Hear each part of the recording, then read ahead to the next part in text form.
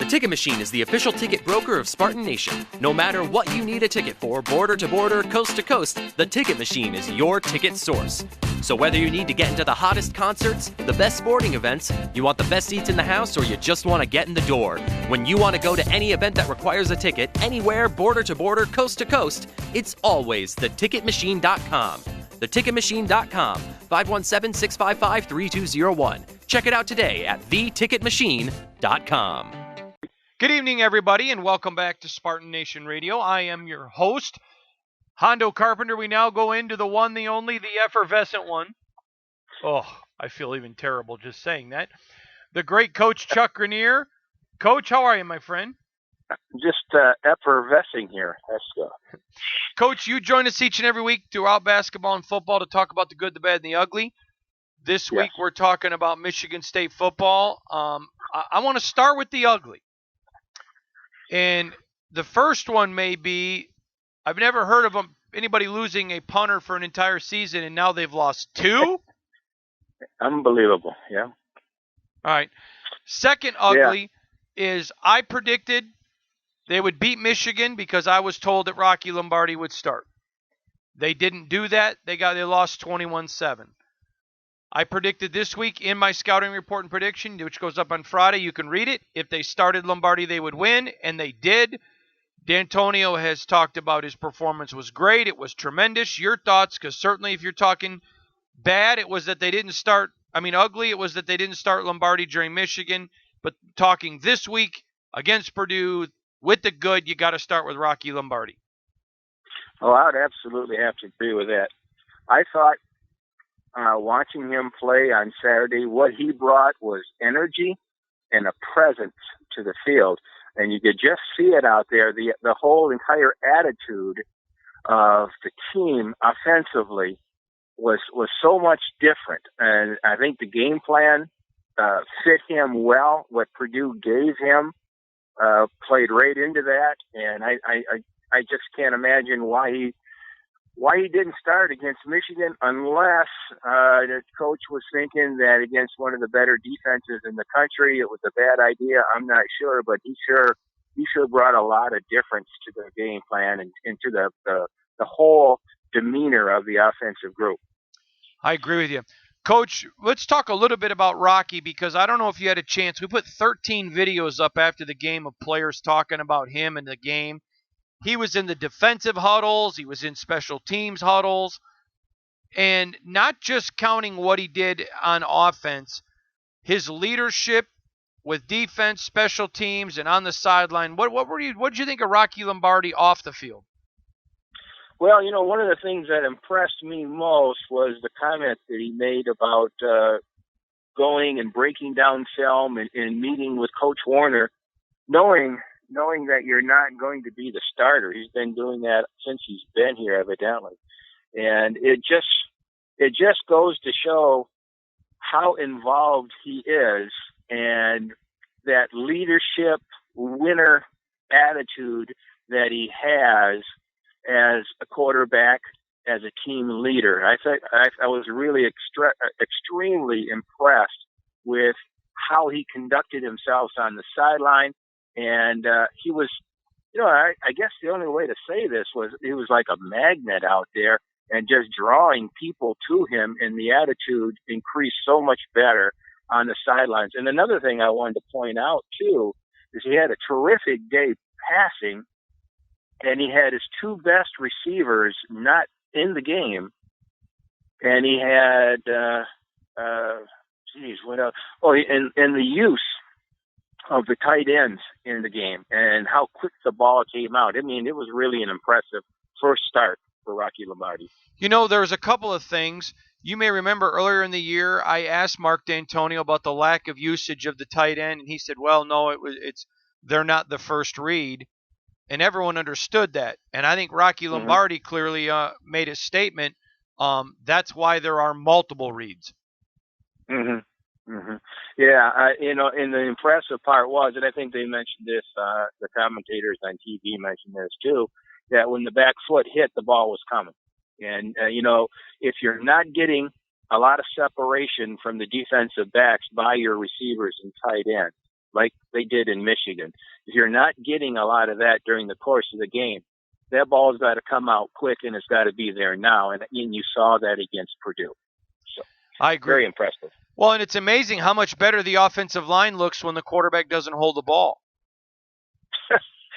That is a big factor. And the threat of him taking off was also impressive, too. And I think we missed a lot of that with Lewerke this year.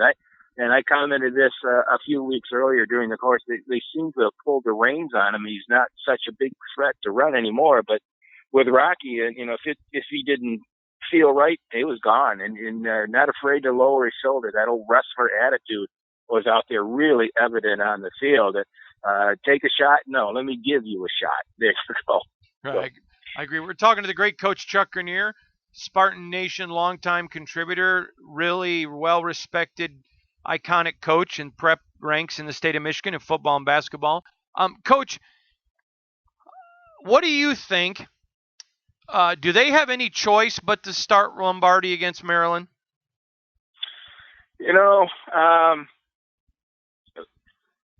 If you're injured, you don't get your job taken away. That's the way I always coached. If you were the man that we decided that you were going to go with, and you get dinged up and can't play that week, and next week you can go, you've got to go with that. From a emotional standpoint, I'm thinking that there's no way that you can't start Lombardi next weekend. So from those two viewpoints, I would think that Lombardi would have to start just not because he had a really good passing day his first day, because you know as well as I do, there's some clouds coming somewhere. But because of the attitude I saw on the sidelines, on the field, I think you got to go with Lombardi and just say heal up better, Brian. So it's a tough call, but you can't lose your job because you were injured. That's always been my policy. But attitude-wise, energy-wise, it's got to be Lombardi. I agree with you. I'm not saying it will be, but I don't see how it could not be. That's kind of my philosophy there. We're talking to the great coach Chuck Grenier. Let's talk about else was good. And for Michigan State this year, it was good. It wasn't good overall. They ran for 108 yards, but amazing how much better the running game is when they have to worry about the passing game. Yes. Yeah. They play upon each other. We're just starting to get around with the running game. I think if you've got the three threats going, if you could run the ball, you could pass the ball, and the quarterback can take off with the ball. That puts an awful lot of pressure on defenses. They can't slough off on one because you can't do the other. So yeah, if you can run the ball, the play action passes, and what have I been calling for like 4 or 5 weeks? Rolling out. And you saw Lombardi start to roll out right and left, and that creates so much pressure on the defense.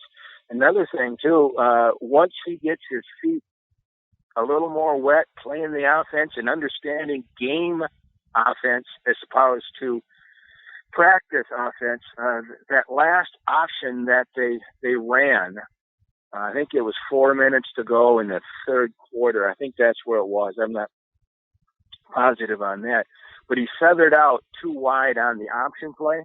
If he gets the feel for that option and he attacks, I kept running that back and forth after I rewatched it. That was a touchdown. That wasn't a 2-yard loss. That was a touchdown because it was perfect blocking. It was a setup. He had 3 blockers in front of him with 2 defensemen if he attacks the corner and he does not pitch it. So once he starts to get the feel of that and running it more in game situations, I think this kid is really going to take off because he is a threat to run. He's a load. Coach, you know this. Last year, during his redshirt season, we reported a lot about Rocky. You and I told you what I was hearing from the inside. Before the season started, I wrote there was no controversy. Brian Lewerke was the starter, but multiple people told me if he got in for 3 or more games, that Rocky may never give the job back. We looked pretty good at Spartan Nation when everyone, even some of our competitors, were actually mocking us for reporting about Rocky. We look pretty good today, don't we? You look real good today. He had 3 bomb touchdowns that he didn't convert on, just missed on. And again, it's game reps versus practice reps. And once he gets his feet wet on that, gets a little bit more experience, he's not going to miss Justin Lane going down here, running 2 strides ahead of the defense back anymore. So, yeah, he was an impressive in his first start, extremely impressive. Well, I think that's one thing we always try to pride ourselves in on Spartan Nation is giving people good insider information. Our guest is effervescent. He's a man. He's a legend. He's a way of life. Women love him. Men fear him. This is a guy who they use his sweat to make Viagra. He is the great Coach Chuck Grenier. Coach, again, we already talked about the ugly. It was not starting Lombardi against Michigan and the punter getting injured. Other than that, let's keep talking about the good. How about this Michigan State defense now? They're special. There's a couple guys playing right out of their head right now. And one of them is Willikis and Kari Willis. Those and your 2 inside tackles, and don't take any credit away from Jones or Owens on this one too, because they're impressive. It's the tackles on the inside, but those 4 guys are just playing out of their heads right now. Those are, I don't know how you could. That is a national championship defense if they had that one more player, that defensive end, rush end that is dominant out there. They just don't quite have that. But that defense is unbelievable. Willikis is a man out there. And so is Willis and Williams and Pennis. Those 4 playing defense right now are spectacular. So, Coach, Matt Coughlin's been excellent. He's been good. Obviously, Cole Hahn's been good on kickoffs. This week, there just isn't any bad. No, there isn't. I don't see any bad out there at all. This is probably the best game the tight ends have played, blocking and catching the ball. And I don't know. And maybe, when you have a player that comes in like Lombardi, and you talked about him as being in the shadow so much, and you were absolutely true on this one. But when you guys, it gives you just a transfusion, and it gives you an extra half step jump on the ball. It gives you a little bit more push on the blocking. It just infuses the offense to play better. I know in the Michigan game, one of the things we said was bad was players coming off the field and being extremely loud and vocal, not happy with what was going on out there. And now you got players right now, and it's that idea of hope, and we can do this, and that's the kind of attitude he had. I'll give you an example. Late in the 4th quarter, I believe it was, he gets a penalty because he pulls out the center before the center snaps the ball. And the camera focuses on him, and it's on me, and he kind of gives a little smile on that.